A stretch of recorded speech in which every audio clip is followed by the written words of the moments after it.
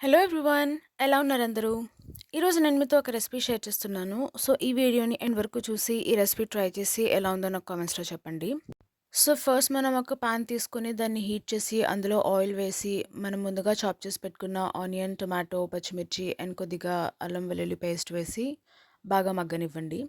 అది కాస్త మగ్గిన తర్వాత అందులో ఉప్పు, కారం, పసుపు, కొంచెం ధనియాల పొడి వేసి అంతా ఒకసారి మిక్స్ చేసుకోండి.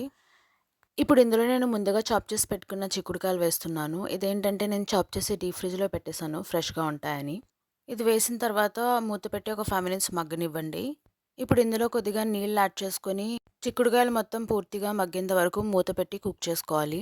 ఒక 5, 10 మినిట్స్ తర్వాత మధ్య మధ్యలో కలుపుకుంటూ మన చిక్కుడుకాయలంతా ఒక 70% కుక్ అయిపోయిన తర్వాత కొద్దిగా గరం మసాలా పౌడర్ యాడ్ చేసుకోవాలి. ఒకసారి అంతా కలుపుకొని కాస్త నీళ్లు వేసుకోండి. ఇందులో ఇప్పుడు మనం ఎగ్స్ క్రాక్ చేసి వేస్తాము. సో, దానికేంటంటే పాన్‌లో మనం ఒక్కొక్కటిగా స్పేస్ చేస్తూ ఇలా మనకు కావాల్సినన్ని ఎగ్స్ క్రాక్ చేసి వేసుకోవచ్చు.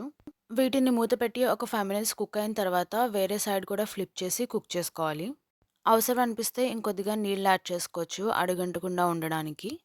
ఇది కూడా ఒక 5 మినిట్స్ కుక్ అయిపోయిన తర్వాత దించేసే ముందు కొద్దిగా కసూరి మేతి అండ్ తరిగిన కొత్తిమీర వేసుకొని ఇలా వీడియోలో చూపిస్తున్నట్టుగా అంతా ఒకసారి స్పూన్ పెట్టకుండా కలుపుకోండి. ఒక 5 మినిట్స్ తర్వాత ఎగ్స్ అన్ని బాగా ఉడికిపోతే స్టవ్ ఆఫ్ చేసేసుకోండి. అంతే, మన ఎగ్ అండ్ చిక్కుడుకాయ కూర అయితే రెడీ అయిపోయింది. దీన్ని మనం చపాతీలో గానీ అన్నంలో గానీ వేసుకుని తినొచ్చు. ఇదండి ఇవాల్టి రెసిపీ. మీరు దీన్ని ఖచ్చితంగా ట్రై చేసి నాకు కామెంట్స్‌లో చెప్పండి మీకు ఎలా అనిపించిందో.